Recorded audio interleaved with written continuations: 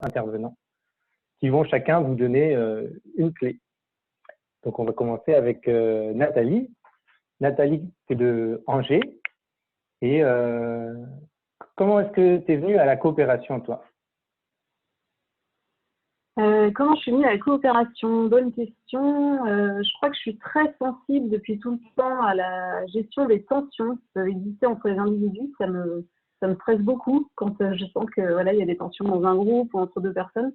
Et que rapidement, j'ai cherché à m'outiller, à me former sur la communication et voilà, ma grande passion, les outils de connaissance de soi pour comprendre mon fonctionnement et le fonctionnement de l'autre et pour voilà, rendre ça plus fluide le relationnel, quoi. Et voilà. Ok. Et donc, est-ce que tu peux nous donner ta première clé pour parvenir à travailler en équipe? Oui. Déjà, je vois, il y a une personne qui a demandé les questions, est-ce qu'on les met dans converser ou questions-réponses? Bah, Élie, je te laisse choisir. Dans converser, ce sera très bien. Ouais, ok. Eh ben, je vais un petit peu plus me présenter d'ailleurs quand même. Donc, j'ai 40 ans, j'habite à Angers et du coup, j'ai été gérante d'une entreprise. Donc, et ce qui m'a passionnée, c'était pas tant la gestion, l'administratif et tout ça, mais c'était vraiment les relations humaines. On était trois amis qui sommes devenus co-gérants. Et du coup, il y avait toute une histoire relationnelle dans cette création d'entreprise et gestion après. Et voilà, ça m'a vraiment passionnée pendant plusieurs années de travailler sur la coopération. À la fin, j'ai même installé un fonctionnement inspiré de la sociocratie dans cette entreprise. J'ai été dans pas mal d'associations aussi. J'ai vécu des associations où ça se passe bien, des associations où c'est compliqué, les réunions, la prise de décision, le partage du pouvoir, etc. Et donc, voilà, à chaque fois, je me suis posé des questions, j'ai essayé de chercher des réponses et des outils, des formations, comme je disais. Donc, par rapport à tous ces questionnements que j'ai eus, toutes ces expériences confortables et inconfortables, j'en suis arrivée à la conclusion qu'une grande clé pour moi, eh bien, c'est justement, comme j'ai commencé à le dire, d'utiliser les outils de connaissance de soi, quels qu'ils soient. En fait, en tout cas, c'est de mieux se connaître soi et se comprendre, et comprendre les autres. Parce que, en fait, on est vraiment, alors on est tous différents, on est tous uniques, donc de toute façon, il n'y en a pas un qui est comme nous. Après, il y a quand même des grandes familles de comportements et des outils qui classifient un peu les différents types de personnalités et qui permettent de mieux se comprendre, mieux comprendre l'autre et de gérer ces différences qui sont parfois agréables. Des fois, l'autre me renvoie quelque chose que je vais admirer, qui va m'être agréable, qui va me servir, dont je vais, voilà, qui va être, dont je vais profiter dans mon quotidien, que ce soit personnel ou professionnel. Et il y a des fois où, au contraire, l'autre me renvoie quelque chose qui n'est pas du tout agréable, qui va me rendre, qui va me tétaniser, ou qui va me mettre en colère, que je vais juger. Enfin voilà, il peut y avoir plein de comportements autour de ça. Et du coup, moi, ces outils-là m'ont vraiment permis de développer, et j'aurais jamais fini le travail, je crois, mais chaque jour, j'apprends à comprendre l'altérité et à me dire, ah ouais, ok, l'autre fonctionne comme ça, c'est pour ça qu'il réagit comme ça. C'est pas pour m'embêter, c'est pas pour me mettre des bâtons dans les roues, c'est parce que c'est sa manière de faire et il y a quelque chose qui a beaucoup de valeur dans cette manière de faire. Je vais vous partager un premier visuel. Il est là. Alors moi j'ai plusieurs. C'est bon, ça apparaît bien pour tout le monde? Élie, tu peux me dire parce que je ne vois pas de questions. Oui, c'est bon. Ouais, super. Donc ce premier visuel, c'est la base de l'énéagramme, qui est l'un des outils de connaissance de soi que je transmets. Moi, je transmets l'énéagramme, la spirale dynamique, et il y a un outil sur la communication aussi. Alors, la base de l'énéagramme, c'est de dire que parmi tous les profils de personnalité, donc l'énéagramme, énéa, ça veut dire 9 en grec, il y a 9 profils de personnalité universelle qui peuvent être classés en 3 grandes catégories. Il y a les gens qui vont être plutôt, on va voir en haut en rouge, du centre instinctif. Donc ça, c'est les 3 centres d'intelligence qui sont présents chez l'être humain. On a tous ces 3 centres d'intelligence en nous, mais on en a un qu'on va privilégier fortement. Donc il y a des gens qui sont plutôt instinctifs, plutôt dans l'action pragmatique. Eux, ils aiment le concret, ils vont aimer être dans l'action, dans le faire, avoir un impact sur leur environnement, sur l'autre, sur eux-mêmes. Et voilà, faire bouger les choses, quoi, avoir un impact, être dans l'action. Il y a des gens qui sont plutôt émotionnels, qui vont apprécier vivre des émotions. Quoi qu'ils vivent, ça va être dans le but de vibrer, de ressentir quelque chose, de se sentir vivre par le biais de l'émotion. Et la relation humaine va être très importante pour eux. L'image aussi qui renvoie à l'autre dans la relation est très importante pour eux, l'image qu'ils ont d'eux-mêmes, l'image qui renvoie à l'autre. Voilà, plutôt et la chaleur humaine, le contact, tout ça c'est très important pour eux. Et d'autres personnes qui sont plutôt en centre mental, eux, ils sont plutôt à l'île de la réflexion. Leur recherche, c'est d'acquérir le sens. Voilà, pourquoi, de comprendre en fait, comprendre eux-mêmes, comprendre les autres, comprendre la société, comprendre voilà, le monde qui les entoure et tous les mécanismes qu'on voit au quotidien. Donc on a tous une capacité d'action, on a tous une capacité de ressenti et de relationner, et une capacité de réflexion. C'est juste qu'on va avoir une intelligence qui va quand même fortement se détacher par rapport aux autres. Pour vous donner un exemple, moi je suis centre émotionnel en centre majoritaire. Et au début de ma vie professionnelle, quand j'avais dans les 25 ans, entre 25 et 30 ans, pour moi, ce qui comptait, c'était la chaleur humaine. Et j'avais l'impression que c'était la chose la plus importante. Et que les gens qui ne comprenaient pas ça, il fallait qu'ils travaillent sur eux et qu'ils avancent. Et du coup, par exemple, je terminais tous mes mails professionnels par bisous. Et je trouvais ça vachement sympa. Et je pense qu'il y a des gens qui devaient trouver ça drôle aussi. Il y en a d'autres qui devaient se poser un peu des questions et d'autres qui devaient trouver ça pas du tout pro, quoi. Et il y a des gens que j'ai dû faire fuir comme ça, en fait. Et moi, je ne comprenais pas ce genre de réaction. Et donc, avec l'énéagramme, petit à petit, j'ai compris, ah oui, il y a des gens qui sont plutôt mentales et qui, eux, vont apprécier que je leur donne plutôt des informations et que je sois plutôt sérieuse. Et d'autres personnes qui vont apprécier que je leur apporte du concret. Voilà, concrètement, qu'est-ce que vous apportez en termes de produits, en termes de services, et pas des bisous, des comment vas-tu, est-ce qu'on peut se tutoyer, etc. Voilà, donc déjà, si vous êtes en groupe, en équipe, une grande clé, c'est d'essayer de vous dire, bah voilà, moi, est-ce que je suis plutôt émotionnel, plutôt mental ou plutôt instinctif, et quel type de jugement je vais avoir sur les autres, et voilà, et comment je peux voir la valeur plutôt que de me dire ils n'ont rien compris, etc., etc. Ou alors à l'inverse, de survaloriser si je suis émotionnelle, de dire oh là là, les gens qui sont dans le mental, ils sont plus intelligents que moi ou quoi. Non, non, il y a 3 types d'intelligence. Il y a l'intelligence instinctive, l'émotionnelle et l'intelligence mentale. Et les 3 sont hyper nécessaires partout dans le monde en fait. Et dans une réunion d'équipe, quand on prend une décision, c'est important d'activer le mental pour prendre une décision fondée sur la logique. C'est aussi important d'activer l'intelligence instinctive parce que concrètement et de manière pratique, est-ce que la décision qu'on prend, bah voilà, elle va pouvoir s'appliquer au réel. Et de manière émotionnelle, est-ce qu'on prend en considération les individus, leurs besoins, leurs limites, les relations entre eux, etc. Je vous partage, alors je vais arrêter vite fait pour passer à l'autre, parce que je ne sais pas comment passer de l'un à l'autre, voilà. Ça, c'est un petit schéma aussi pour expliquer les 3 centres que je viens de vous présenter, comment ça s'agence à l'intérieur de nous. Vous voyez, on a la grosse bulle au-dessus, c'est notre centre préféré. Donc moi, par exemple, je suis émotionnelle, donc voilà, ça prend toute cette place-là, quoi. Bon, là, c'est schématique, mais c'est pour montrer qu'on a tout un centre qu'on surutilise, un centre au milieu qu'on utilise moyennement. Donc chez moi, par exemple, c'est l'instinctif, ça fonctionne à peu près correctement. Et un centre réprimé qui, par contre, donc c'est le mental pour moi, qui par contre, lui, correspond à une espèce de blessure, à des croyances limitantes où on se dit, celui-là, je ne sais pas l'utiliser. Donc je vais éviter de le faire parce que ça ne marche pas bien chez moi. Et ça, en formation énéagramme, c'est des choses qu'on voit pour justement réactiver ce centre-là, parce que c'est tout un trésor, c'est un tiers de l'intelligence humaine à l'intérieur de nous qui est un peu bloqué, il faut remettre du mouvement en fait. Voilà. Et là, sur le côté, vous voyez le détail, enfin le type du triangle 3, 6, 9, c'est 3 types sur 9 qui ont la particularité d'avoir leur centre préféré qui parfois lui-même est bloqué. Bon, je ne vais pas rentrer dans le détail parce que j'ai que 10 minutes, mais voilà. J'arrête le partage.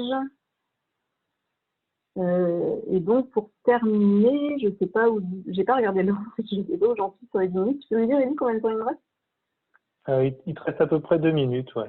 Ok, d'accord. Donc là, je vous ai présenté, ça déjà, c'est une bonne base sur laquelle vous pouvez, si vous avez compris à peu près voilà, les 3 centres, leur intérêt, se demander, voilà, est-ce que la personne que j'ai en face de, déjà moi, est-ce que je suis plutôt émotionnelle, plutôt mentale ou plutôt instinctif, qu'est-ce que je vais privilégier? Parce que ça va être aussi ma force. Dans un groupe, un émotionnel va pouvoir dire, ben, moi, en tant qu'émotionnel, je pense que là, on n'a pas suffisamment pensé à l'impact que ça va avoir sur telle personne. Ou moi, en tant que centre mental, ben voilà, je pense qu'on manque d'informations, on n'a pas suffisamment d'informations pour prendre la décision, ou alors, ben voilà, il y a quelque chose dans la logique qui est pas, on n'a pas passé assez de temps pour réfléchir, Et un instinctif va dire de manière concrète, là, je peux vous dire, ça passe pas, en fait. Ça marche pas, ça fonctionne pas.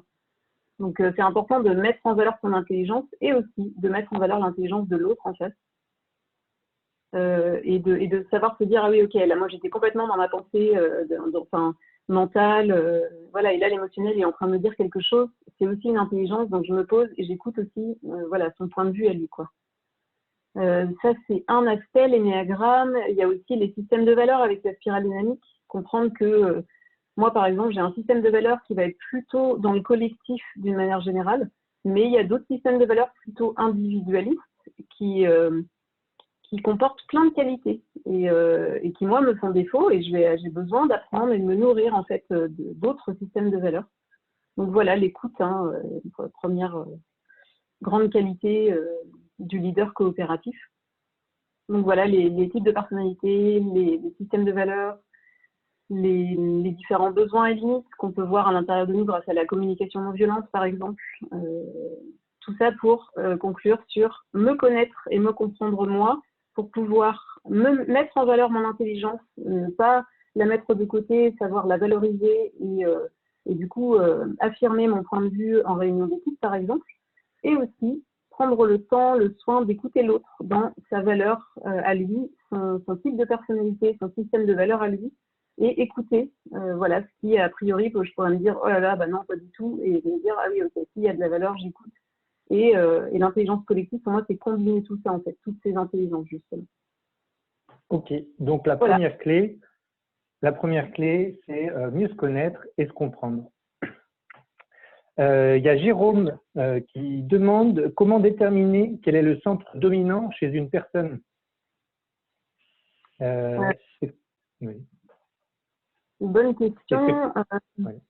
On n'en est jamais sûr. Il y a une charte nationale d'éthique de l'énéagramme qui dit on ne dit pas à une autre personne quel est son type de personnalité. On n'a pas affirmé toi t'es ci, toi t'es ça. Ça au niveau de l'éthique c'est important. Par contre, on peut le penser quelque chose et l'utiliser dans la relation et peut-être vérifier auprès de la personne. Mais en tout cas, quand on observe quelqu'un, au niveau du vocabulaire et au niveau du corps, il y a des signes quand même qui montrent. Une fois, quelqu'un en formation énéagramme de mental m'avait dit bah, moi, quand je parle, je mets souvent la main là. Je ne sais pas si vous voyez, ça c'est assez émotionnel, quoi. Je mets la main sur le cœur, en fait, parce que voilà, vous avez vu les petits signes tout à l'heure, le mental, c'est plutôt le cerveau, c'est plutôt le corps en entier, voire les jambes, enfin voilà, le côté instinctif et le cœur pour les émotionnels. Moi, je le sens comme ça, par exemple, ça c'est un vocabulaire typiquement émotionnel. C'est qu'on se base sur, voilà, sur ce qu'on ressent pour prendre une décision, par exemple. Voilà, je le sens comme ça. Quelqu'un de mental, je pense que théoriquement, voilà, il va y avoir tout un vocabulaire plutôt mental. Et si quelqu'un d'instinctif, déjà dans le corps, il va y avoir un dégagement d'énergie. On va le sentir, c'est quelqu'un qui va aimer bouger. En réunion, rester 2 heures assis en réunion pour quelqu'un d'instinctif, c'est plus compliqué que pour les autres personnes. Et au niveau du vocabulaire, ça va être concrètement, de manière pratico-pratique, on fait comment voilà, donc vocabulaire, le corps. Et moi, à force d'observer maintenant, je sens dans l'énergie de la personne, en fait. Parce que j'ai passé beaucoup de temps à me poser cette question et à observer les gens. Et les émotionnels, ils ont quelque chose, soit tourné vers eux, vers les autres, mais en tout cas, qui est focalisé sur la relation. Les personnes instinctives, elles sont toujours en train elles se repèrent très bien dans l'espace, dans les lieux, elles regardent les bâtiments et au niveau de l'énergie, il y a quelque chose qui, voilà, on sent le mouvement. Et les personnes mentales, eh bien, voilà, on sent qu'elles sont plongées plutôt dans une réflexion. Ça peut partir dans tous les sens ou être très concentré, mais en tout cas, il y a quelque chose au niveau de la réflexion, de la concentration. Voilà ce que je dirais. Bon, j'aurais beaucoup plus de choses à en dire, mais il y a Pauline qui demande est-ce que dans un groupe, il y a un intérêt à veiller à avoir chacun des 3 grands profils ou bien au contraire, chercher à travailler avec des profils similaires aux nôtres? Pour moi, idéalement, dans une équipe, il faut que les 3 profils soient représentés. Ou si l'entreprise dont j'ai été gérante pendant quelques années, au début de ma vie professionnelle, on était les 3 gérants, on était tous les 3 émotionnels. Et ça a marché, l'entreprise existe toujours, elle est florissante et tout ça. Mais pendant plusieurs années, on n'a pas gagné beaucoup d'argent parce qu'on s'intéressait beaucoup aux relations qu'on avait entre nous. Ça se passait hyper bien. On était presque un modèle par rapport à ça, de gestion de tensions et de conflits, parce que les émotionnels s'intéressent beaucoup à ça. Mais par contre, on s'intéressait beaucoup moins au fait de développer l'activité et gagner de l'argent. Et au bout d'un moment, on s'est rendu compte de ça. Et les personnes qu'on a embauchées, on a fait attention à ce qu'elles soient plutôt dans le mental ou plutôt instinctives pour combler la carence qu'il y avait dans le groupe. Donc, si vous vous rendez compte que dans une équipe, il y a beaucoup d'émotionnel ou beaucoup de mental ou beaucoup d'instinctif, c'est important quand vous pensez embauche à vraiment réfléchir à cet aspect-là. Et sinon, je dirais, oui, il y a quelque chose de confortable. Moi, en tant qu'émotionnel, c'est confortable d'être avec d'autres émotionnels parce qu'on va se comprendre et tout ça, mais plus dans le domaine amical, en fait. Au niveau professionnel, je me sens plus, au niveau de la coopération et l'intelligence collective, je me sens plus enrichie par les autres centres, quand même, que le même que le mien, en fait. Voilà ce que je dirais. Merci. Nadia demande comment trouver sa place dans une équipe dont le système de valeurs n'est pas le sien.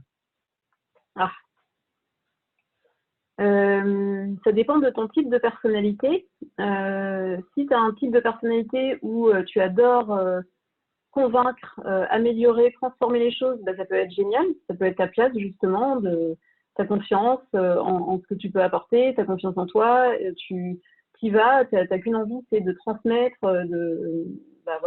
d'utiliser ton leadership pour transmettre de nouveaux systèmes de valeurs. Et tu sens que l'équipe, elle est ouverte et elle a envie de changer. Dans ce cas-là, c'est génial. Sinon, si tu n'as pas cette caractéristique-là, je dirais que c'est hyper inconfortable et c'est pas une situation dans laquelle il faut rester longtemps en fait. Parce que par rapport au système de valeurs, ce qui est bien dit, donc si vous tapez spirale dynamique pour ceux qui ne connaissent pas sur Google, vous verrez, il y a 8 systèmes de valeurs qui sont chronologiques dans l'ordre de l'évolution de l'être humain. Il n'y a pas un système qui est meilleur qu'un autre. On ne peut pas dire mon système il est meilleur, il est plus évolué. Non, il n'y en a pas un qui est meilleur qu'un autre. Par contre, ce qui est très important pour le bien-être, c'est d'être mon système de valeurs, eh bien, il est en cohérence avec le système de valeurs des personnes qui m'entourent, en fait, au niveau professionnel, au niveau amical. C'est pas forcément tout le pays entier, parce que on est tous différents, mais au moins les gens avec qui que je vois toute la journée, c'est important qu'on ait le même système de valeurs. Et donc, si à un moment donné, ça fait trop longtemps que tu sens un gros décalage, moi j'ai envie de dire, soit tu sens que l'équipe, elle peut bouger pour aller dans le sens de ce qui t'anime toi, soit un changement peut être vraiment salvateur, en fait. Sinon, l'inconfort, sur le long terme, il est trop difficile à vivre, en fait. Voilà. Ouais, super, merci Nathalie. Donc, je rappelle la première clé, pour réussir à travailler en équipe, à coopérer, mieux se connaître et se comprendre. Yanis, comment est-ce que tu es venu à la coopération, toi? Est-ce que tu peux nous dire? Ouais, donc moi je suis basé à Rennes, mais j'ai commencé ma carrière, pareil, entre 25 et 30 ans, comme Nathalie à Angers. J'ai créé une première entreprise culturelle et en fait j'ai expérimenté ce que c'était que d'être un petit chef. Voilà, j'avais un papa qui était aussi entrepreneur, qui avait été chef d'équipe et je l'avais vu faire des choses que j'avais trouvées absolument pas bonnes, dramatiques pour lui et son équipe. Et bizarrement, n'ayant pas reçu de qualification, de formation dans le sens du management coopératif ou autre, instantanément, je me suis mis à reproduire des choses qui étaient vraiment pas bonnes, à vouloir tout contrôler, à mettre la pression sur les gens, à les dévaloriser par moments, à les survaloriser par d'autres, enfin bref, voilà. Donc, c'est passé des tas de choses pas chouettes. Et du coup, suite à ça, j'ai décidé de me former et puis j'ai découvert tout un tas de choses, la communication non violente pour commencer. Et ensuite, assez rapidement, en 2007, la sociocratie, qui est un mode de gouvernance coopératif, dont que Richard va un petit peu plus développer après moi. Voilà ce qui m'a poussé à… C'est parce que j'ai beaucoup souffert, en fait, c'est ça. J'ai beaucoup souffert, j'ai fait beaucoup souffrir, et du coup, je me suis dit, il faut que ça change. Okay. Et est-ce que tu peux nous donner la deuxième clé, alors, pour parvenir à travailler en équipe? Ouais. Alors, pour ce faire, j'ai besoin de vous partager cette chose-là. En fait, j'ai décidé, moi, pendant mes 10 petites minutes, de vous présenter… Ah, il est resté, d'habitude, ça s'efface. Bon. Oui, j'avais fait un truc pas très beau. Bon, est-ce que vous voyez là le tableau blanc? Élie, tu le vois, toi? Oui, c'est bon. Ok, alors s'il y a une gomme, je vais pouvoir gommer ce truc-là, super. Alors, vous voyez qu'il y a deux axes. Moi, je vous propose de faire ma présentation à partir de ce schéma-là.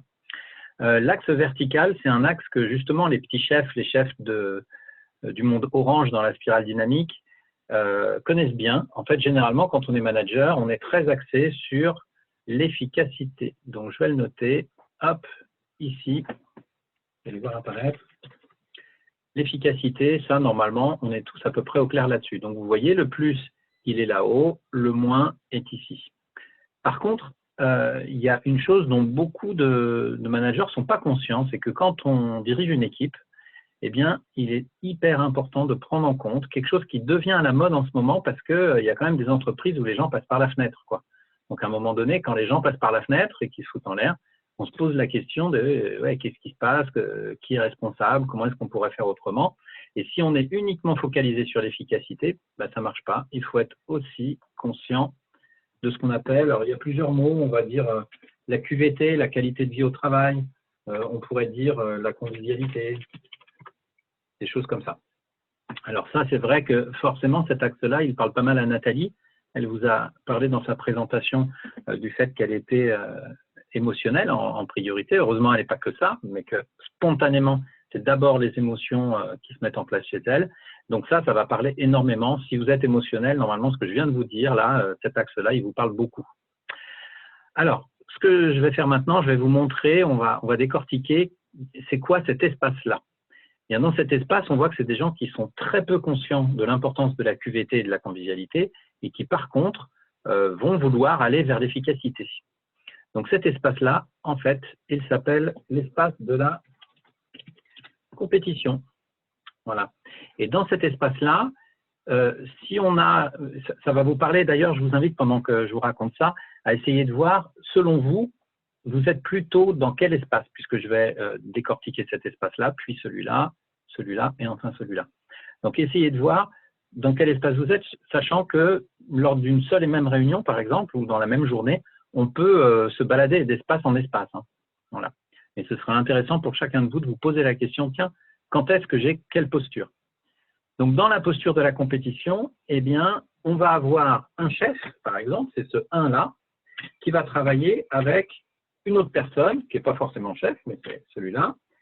Et lorsqu'ils travaillent tous les deux ensemble, au mieux, ils vont être capables, s'ils s'entendent bien, s'ils ont des personnalités proches, s'ils ont des, voilà, si l'ambiance, s'il y a une bonne confiance aussi entre eux, eh bien, peut-être que, et si le chef est ouvert aussi, il va prendre en compte les idées de son collaborateur.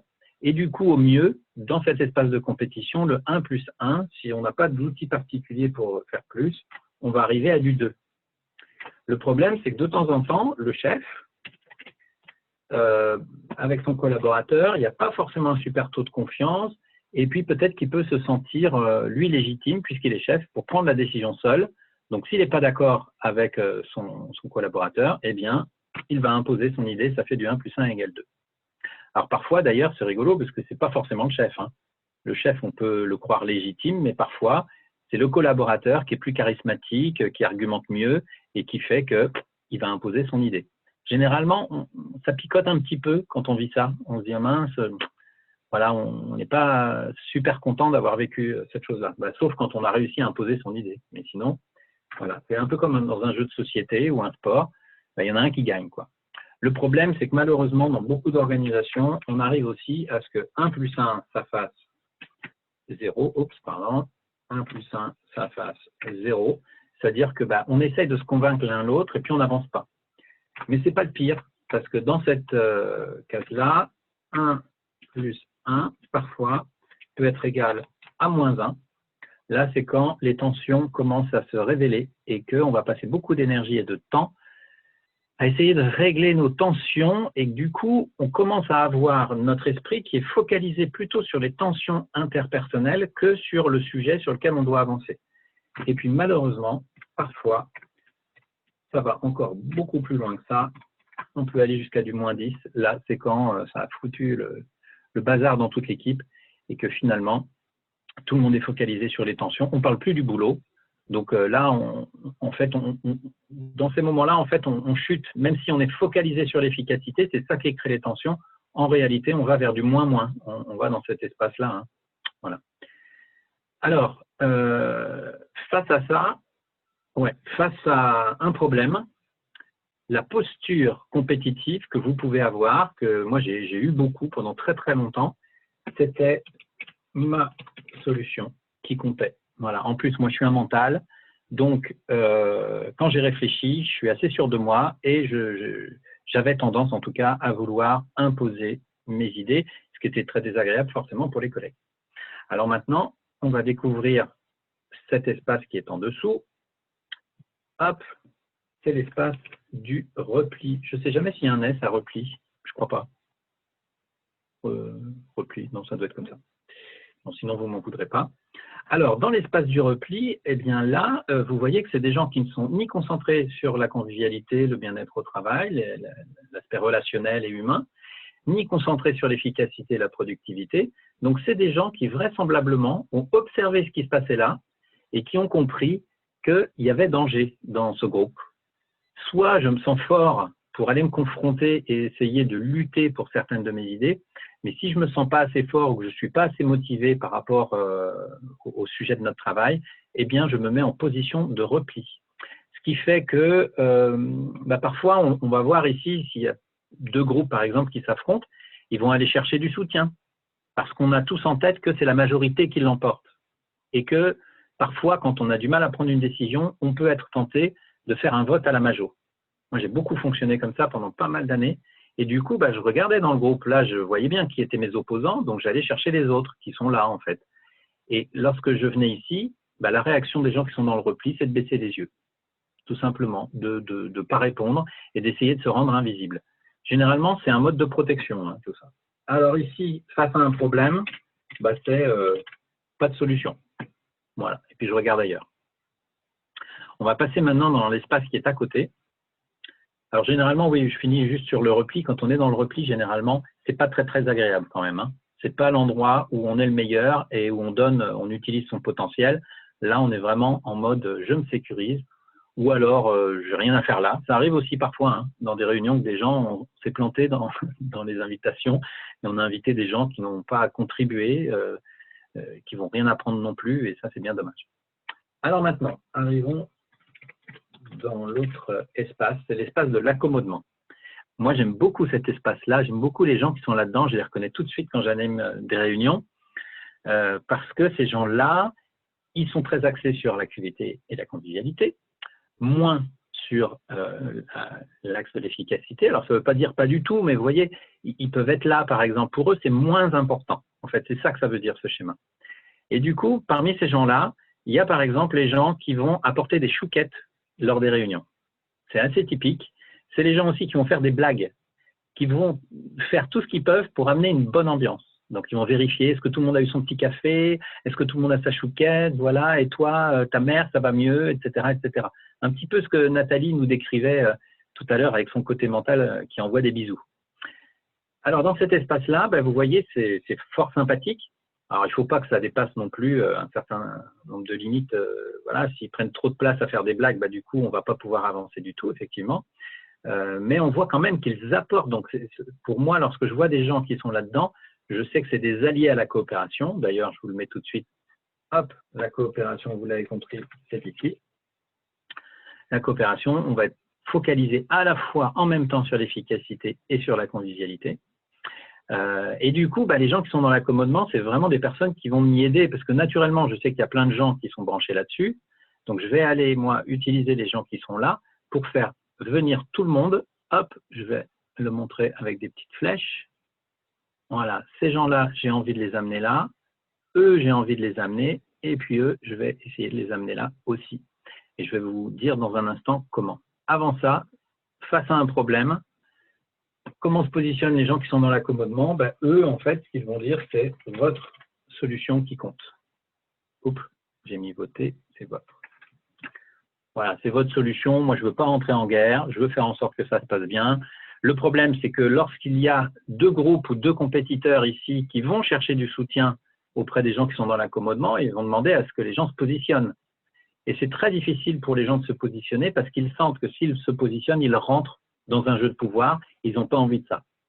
Donc, c'est pour ça que parfois, vous regarderez, Les gens peuvent dire non, bah, je ne sais pas, ouais, les 2 propositions sont bien, je ne sais pas trop comment me positionner. Et du coup, ça n'aide pas à départager. Alors, on en arrive enfin à cette dernière posture, qui est la posture de la coopération. En fait, pour créer la coopération, pour faire en sorte d'embarquer tout le monde lors d'une réunion ou lors d'un travail voilà, suivi, et pendant toute la vie d'une organisation, est-ce que je vais réussir à faire mon truc? Hop. Non, ça ne veut pas. J'essaye de construire autour, regardez, ça va apparaître doucement, un cadre. Donc, ma clé à moi, pour faire en sorte qu'on travaille bien ensemble dans la durée, eh bien, c'est de créer un cadre. Dans ce cadre, il va y avoir des règles précises et consenties. Il va falloir que tout le monde ait accepté ces règles-là. Il va falloir aussi qu'on utilise des outils d'animation de groupe, qui sont des outils particuliers qui vont favoriser la coopération. Dans ces outils, il va y avoir entre autres des outils de communication particuliers. Alors, on peut appeler ça communication authentique, c'est-à-dire qu'on va éviter, enfin, on va faire en sorte que les tensions et les conflits soient exprimés rapidement et surtout éviter les discussions de couloir ou les discussions autour de la machine à café où on se monte les uns contre les autres. Et c'est ça qui fout le pataquès. Idéalement, on va avoir aussi ce qu'on appelle un système restauratif. Hop. Bon. Un système restauratif, c'est quoi? C'est des outils qui sont mis en place pour nous permettre de gérer nos tensions et nos conflits. Voilà. Donc, il en existe beaucoup d'outils qui vont dans ce sens-là, mais voilà, de la médiation en passant par la communication non violente et plein d'autres choses. Voilà. Et je crois que j'ai presque rien oublié pour ma présentation, que j'ai essayé d'être synthétique. Et j'ai dépassé le temps, je suis désolé. Tu as dépassé un peu le temps, mais c'est pas grave. Donc, est-ce que tu peux nous redonner la clé? Et le temps que je note une dernière question. Ouais, donc la clé, en fait, c'est de trouver le moyen, mettre un cadre pour avoir une posture coopérative. Que je sois manager d'une équipe, c'est vrai que si c'est moi en tant que manager qui impulse le truc, il va falloir que je donne l'exemple. Et si naturellement, moi dans mon équipe, c'était le cas, j'étais absolument à fond dans la compétition, sauf quand je sentais qu'en face, ils étaient plus nombreux, enfin, ils étaient vraiment nombreux et qu'ils n'étaient pas d'accord avec moi, à ce moment-là, je me mettais plutôt dans le repli. Mais le stress aidant, en fait, je n'étais jamais dans l'accommodement. Et voilà, je me baladais dans ces 3 espaces-là. Donc la clé, c'est la posture coopérative et le cadre qui va me permettre de faire ça. Ok, merci.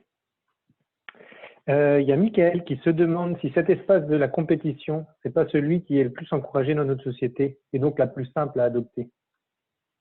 Est-ce que tu veux que je te donne toutes les questions, Yanis? Ouais, moi, il vaut mieux que tu fasses ça si tu veux que je respecte le temps. Ok. Il y a une autre question. Comment passer de la position d'accommodement à la position de coopération quand on n'est pas chef?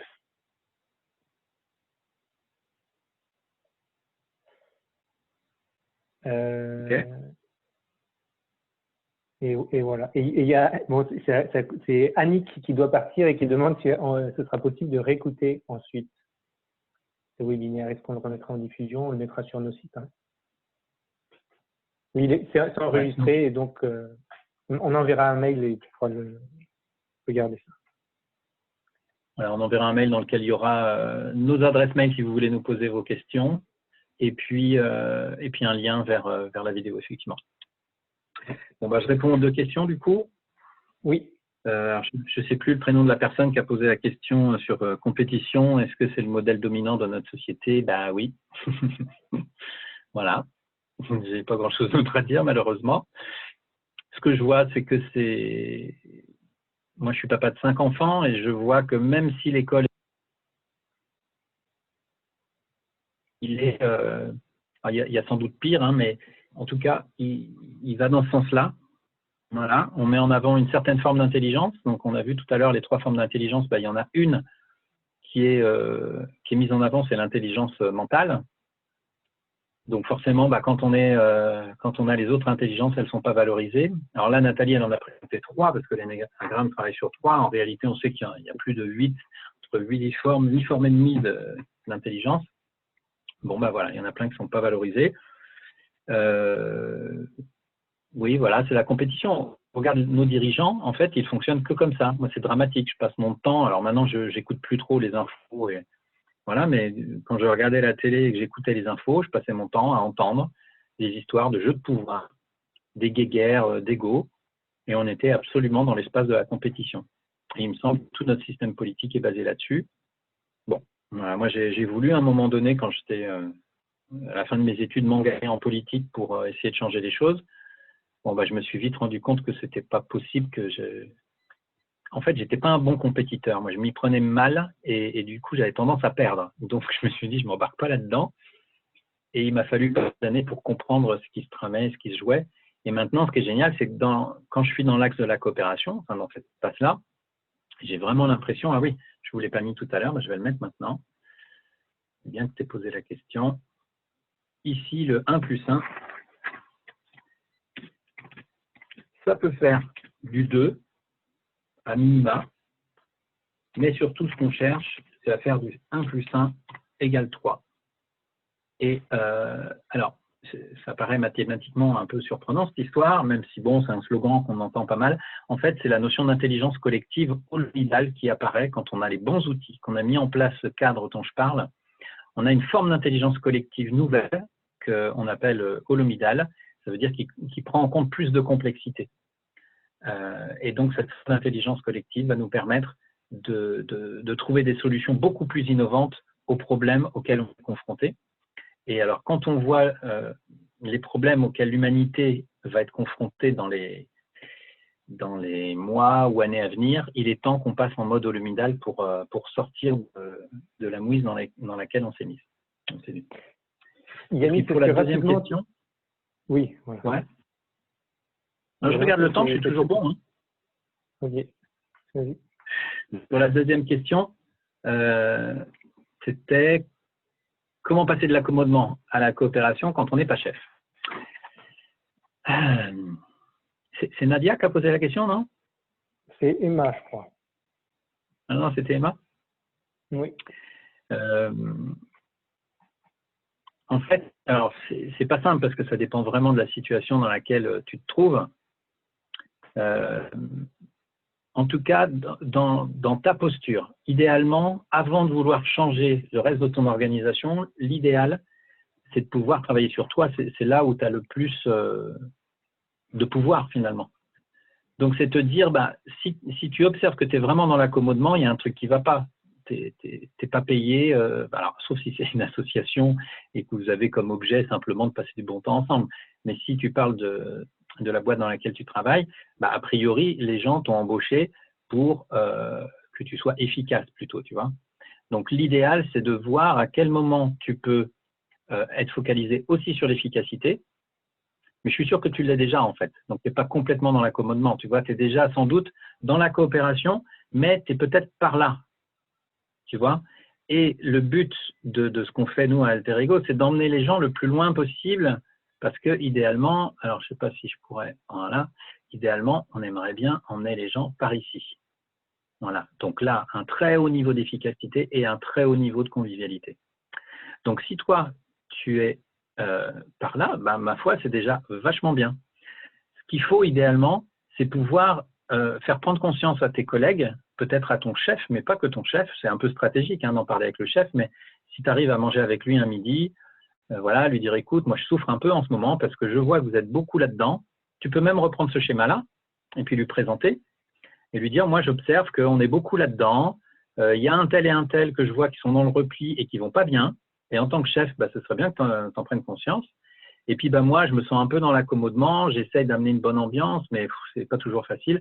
En fait, je suis à un niveau plutôt bas de coopération. Ce que j'aimerais, c'est qu'on aille là. Voilà. Et puis, essayer de voir comment lui, ton chef, il vit les choses. Et tu peux faire la même chose avec tes collaborateurs. Tu peux même demander lors d'une réunion d'équipe, je ne sais pas si c'est possible, mais Dans certains groupes, c'est possible. Dire, voilà, j'ai besoin de 10 minutes, je vous présente un schéma, et puis après, on prend 10 minutes, j'aimerais entendre vos réactions. Vous pensez que vous êtes où, vous? Pour faire en sorte que les personnes qui sont dans la compétition puissent être révélées. Alors, idéalement, c'est qu'elles se révèlent elles-mêmes. Mais si des gens disent, ah non, moi, je ne suis pas dans la compétition, si tout le monde se voit dans la coopération, bon, bah là, il faut être authentique. Et puis, tu oses dire, bah, je suis désolé, mais pour moi, là, vous vous mentez, c'est pas possible. Moi, je vois vraiment qu'un tel est là, un tel aussi, et du coup, ça crée des tensions, c'est pas agréable, il y en a qui sont là, il y en a qui sont là, et moi, j'aimerais qu'on aille là. Voilà. Et puis derrière, bah, il faut se poser la question de comment on va là. Alors, idéalement, quand on a les moyens, c'est de prendre un consultant qui est spécialisé sur la question. Et puis sinon, bah, on peut mettre déjà en place quelques petits trucs. Mais si c'est Emma qui a posé la question, elle a déjà suivi des formations à Alter Ego, donc elle a déjà pas mal d'éléments. Après, ce que j'entends, c'est qu'il doit y avoir un environnement qui n'est pas si simple, en fait, et qui ne permet pas de manière hyper simple d'amener ce qu'elle a pu apprendre chez nous. Mais là, il faut de la stratégie et il faut être accompagné idéalement. Ok, merci Yanis. Richard, est-ce que tu peux nous donner, nous dire déjà, comment est-ce que tu en es venu toi à la coopération et nous donner la troisième clé? Oui. Bah, écoute, merci à Yanis et à Nathalie, parce que c'est très éclairant et ça va permettre véritablement de pouvoir présenter un petit peu la suite pour moi.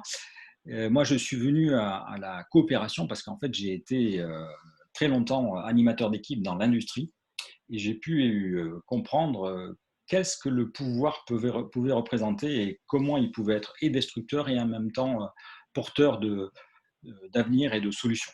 Donc voilà, donc c'est un peu mon envie qui m'a amené ici. Voilà. Donc moi, je suis consultant formateur du côté de Libourne, donc en pleine entre guillemets région viticole, donc ça peut être agréable des fois pour ceux qui aiment le vin. Et j'ai été pendant plus de 25 ans en fait manager, chef de projet, responsable d'équipe dans l'industrie, dans deux groupes industriels, que ce soit à l'export ou en France. Et c'est ça qui m'a, entre guillemets, amené à un moment donné, après plus de 25 ans, j'ai eu envie un petit peu de me déconfiner de cet endroit-là. Et j'ai pris une année complète de déconfinement, où j'ai fait un long chemin au long cours. Ce long chemin au long cours, je vais vous le partager parce qu'en fait, je pense que vous allez voir un petit peu, c'était quelque chose pour moi important de le mettre en évidence. Donc, désolé, ça va. Voilà. Ça va être là. Donc, je ne sais pas si vous le voyez. Voilà. Ça m'a amené, entre guillemets, à me dépouiller un petit peu de mes conditionnements d'une entreprise et d'une éducation qui était tournée vers la compétition. Et j'ai été particulièrement doué pour faire de la compétition, je dois dire. Mais ça m'a laissé des traces qui m'ont amené à me dépouiller sur ce long chemin. Et depuis, en fait, voilà, j'ai découvert cette mode de coopération qui est la sociocratie. Et c'est un peu ça que je voudrais évoquer avec vous maintenant. Voilà. Alors, cette sociocratie, en fait, pourquoi elle est venue là et comment j'ai pu le voir? En fait, quand on est dans l'industrie, on est chef de projet, on développe tout naturellement, en étant chef de projet, des capacités d'influence, des capacités de connexion avec l'autre. On va travailler véritablement à tout ce qui est interrelation. Mais, quoi qu'il en soit, à la fin, qui va décider? C'est le chef de projet, en accord avec, de manière à pouvoir équilibrer le projet. Il n'y a pas vraiment de décision véritablement collective. Ça peut le faire des fois, c'est ce que j'ai pu vivre, mais c'est aussi à un moment donné une position, une position de responsabilité qui amène à être responsable des décisions qui sont faites. Et souvent, quelquefois, enfin entre guillemets, assez souvent de les prendre soi-même tout seul. Donc c'est une sacrée responsabilité. De la même façon, j'ai été responsable hiérarchique. Responsable hiérarchique, c'est aussi en même temps animer une équipe, c'est donner une direction, c'est aussi souvent, quand on fait et quand on exerce, on va dire, un pouvoir sûr, c'est quelque chose qui va mener à imposer, à des fois contraindre, pour aller dans une direction qu'on croit la meilleure, qui a pu nous être imposée par d'autres sur notamment nos supérieurs hiérarchiques. Donc moi, dedans, j'ai été véritablement, voilà, et en même temps enthousiaste, et en même temps, j'ai subi cette activité et cette attraction du pouvoir sûr. Voilà. Et c'est ça que je veux changer aujourd'hui. Mon intention, en fait, dans ce métier que je fais actuellement, c'est véritablement de changer pour aller. Et je vais passer sur quelque chose qui est assez visuel pour moi parce que ça correspond à ce que j'ai envie de changer. Voilà, c'est cette partie-là.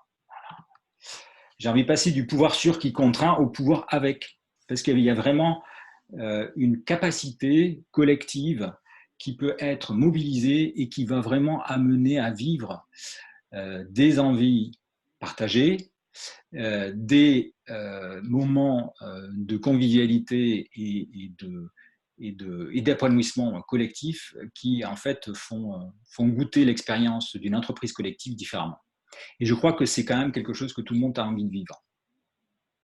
Donc cette envie que j'ai envie que je partage quand je forme à la sociocratie, elle est basée sur en fait une idée simple qui est que en fait il faut basculer pour pouvoir rendre l'organisation beaucoup plus vivante. Il faut être capable de faire que cette organisation ne soit plus uniquement un ensemble de membres, et je vais repartager un écran parce que là aussi c'est assez vivant, un ensemble qui soit une collection de pions dans une organisation, mais plutôt une équipe vraiment qui se met autour d'une table, qui travaille et qui arrive à dépasser les tensions qui peuvent exister, à dépasser les contraintes extérieures pour arriver à avancer sur le chemin qu'ils ont décidé ensemble. Donc c'est ça, moi, rendre vivant, et c'est ça que j'amène dans le changement du mode de gouvernance pour passer du jeu au nous. C'est-à-dire passer du jeu qui est plutôt de l'action individuelle, du jeu égotique, à un nous qui va être un nous collectif où chacun va pouvoir apporter sa pierre à l'édifice. C'est ça, en fait, l'enjeu du changement de mode de gouvernance, ce que nous proposons avec ces accompagnements tout au long du cursus nous proposons à travers par Alter Ego. Donc c'est ça que j'ai envie de mettre. Et comment ça peut se réaliser? Eh bien, écoutez, c'est assez simple. C'est que d'abord, c'est nous qui décidons. Donc c'est en fait non plus un jeu qui va décider le chef hiérarchique ou les gens au-dessus qui vont décider. C'est dans une équipe, c'est une décision collective qui va se prendre sur tout ce qui modifie durablement l'environnement du travail, l'impact, le changement, les conditions du travail. Donc c'est ça qui est important. Et ça peut se vivre dans tout type d'organisation, à condition bien entendu que l'ensemble de l'équipe le veuille, y compris le chef hiérarchique. La décision aussi doit être prise au plus près du lieu du besoin, c'est-à-dire qu'une décision dans des organisations pyramidales que l'on peut connaître, ou même dans beaucoup d'autres organisations, quelles qu'elles soient, elle est souvent prise très en haut de la structure et ensuite elle décline. Alors que là, dans le mode de gouvernance qui est la sociocratie, les décisions sont prises là où effectivement les gens sont le plus concernés, le domaine sur lequel en fait elles ont le pouvoir d'agir, dans le domaine qui correspond à leur activité. Et la troisième clé, qui est en fait le troisième élément qui va pouvoir permettre de mettre en place cette mode de gouvernance, c'est une prise de décision par consentement. Il y a quelqu'un, et je pense que c'est Nadia, qui disait oui, mais si la majorité n'est pas en phase avec moi, comment est-ce que je fais? Eh bien, en fait, le mode de prise de décision par consentement va effectivement amener à ce que les décisions ne puissent plus être prises par une seule majorité et qui fait qu'une majorité reste, qui est peut-être contente, mais il y a une minorité, ceux qui n'étaient pas d'accord, qui va être frustré, qui va ne pas comprendre et qui va peut-être être démotivé, se démobiliser. Donc, cette décision prise de décision par consentement, qu'est-ce que c'est en fait? C'est une décision dans laquelle chacun même va être d'accord pour que cette décision soit prise. Ça veut dire qu'elle la proposition qui va être débattue et sur laquelle en fait les personnes vont devoir se positionner va être acceptée par l'ensemble du membre de l'équipe et que personne ne se mettra d'objection à ce que cette décision soit prise. Donc c'est véritablement pas... En fait, on n'est pas là pour adopter la solution idéale pour l'ensemble des membres, mais on est là pour adopter la décision qui va permettre de pouvoir être acceptée par l'ensemble des membres de l'équipe. Donc c'est tout l'enjeu de la créativité du groupe va être mise à contribution dans le processus de sociocratique pour justement bonifier les propositions qui peuvent être soumises au vote dans le cercle qui est, on appelle ça d'habitude le cercle sociocratique qui est le groupe, et qui vont pouvoir amener en fait à l'amélioration de toute proposition et en fait à une adhésion et de l'équipe et du cercle autour des décisions qui sont prises collectivement. On est vraiment passé là, on passe vraiment de cette étape du jeu qui décide, peut-être même participatif, parce qu'on parle beaucoup de management participatif. Et en fait, à un moment donné, il est clair que le participatif, il y a une limite. C'est souvent le chef ou quelqu'un au-dessus, ou peut-être une ou deux personnes qui va décider, alors que là, dans la sociocratie, c'est vraiment le nous qui décide, l'ensemble des membres du collectif.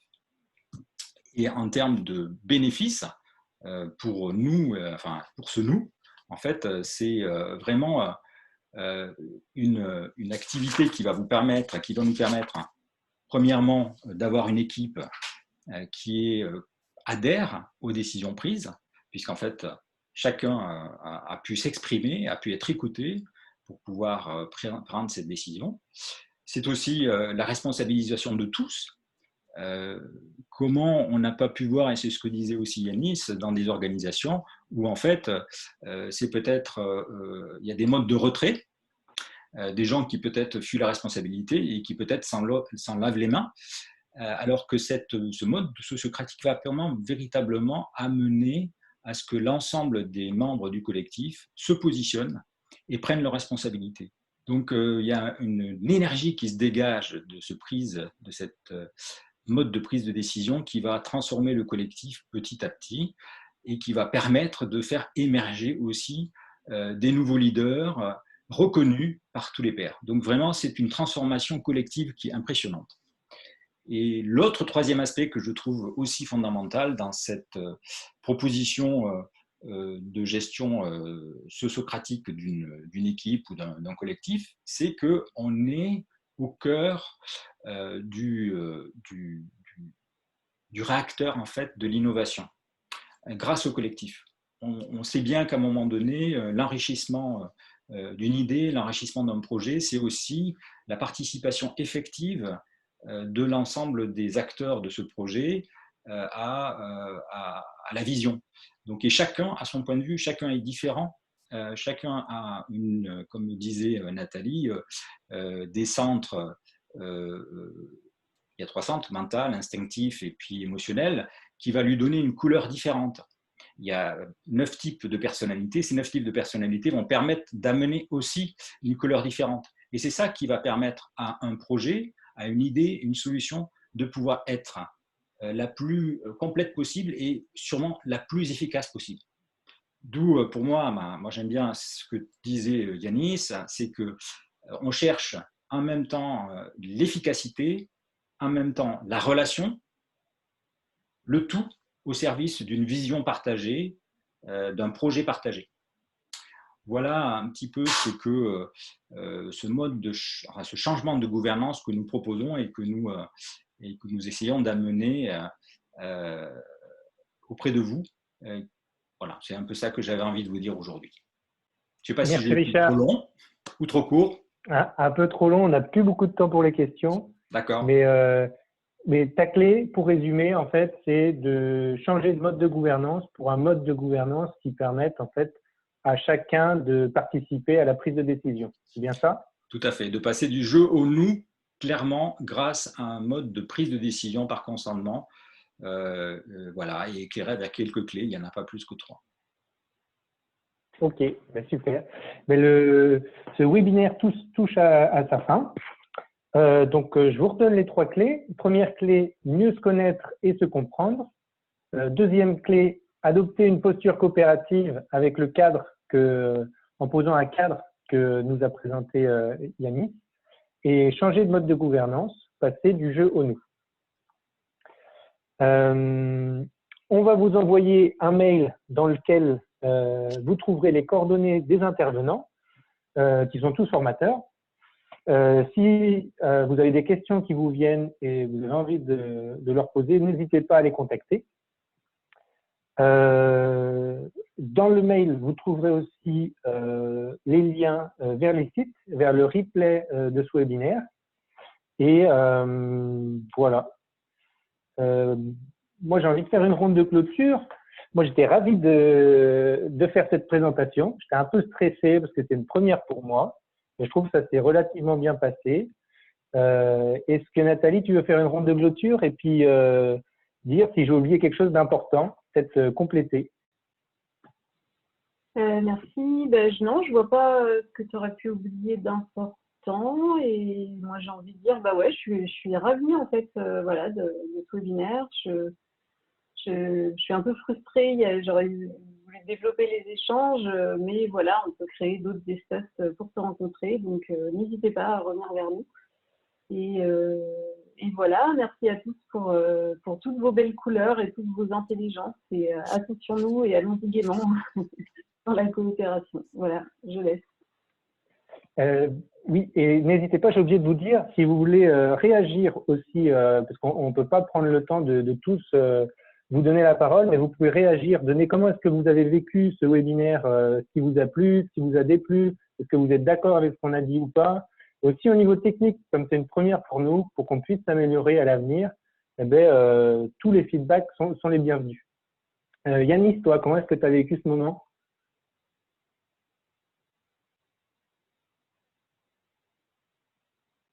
Voilà, vous m'entendez là, c'est bon? C'est bon. Ouais. Comme c'était une première, moi j'avais aussi pas mal de stress avant de commencer, mais je suis ravi. Je vois qu'il y a des gens qu'on connaît, qui nous ont suivis, il y a des personnes qu'on ne connaît pas encore. Et moi, je suis tout le temps hyper excité à l'idée de partager tous les trésors autour de la coopération que j'ai découvert sur mon chemin. Donc, s'il y a de nouvelles personnes qui s'intéressent à ça, ma foi, je suis absolument ravi de partager. Donc, j'étais très content et pour moi, ça s'est très bien passé. Merci, Elie, pour ton animation. Et toi, Richard? Écoutez, merci d'avoir… j'étais content de participer, content de présenter, content de partager quelque chose sur lequel je suis passionné, pour lequel je suis passionné. Voilà, et écoutez, si vous avez des questions, n'hésitez pas à nous contacter par mail ou par téléphone. Les éléments seront donnés par mail. Voilà. Et à bientôt. Merci à tous.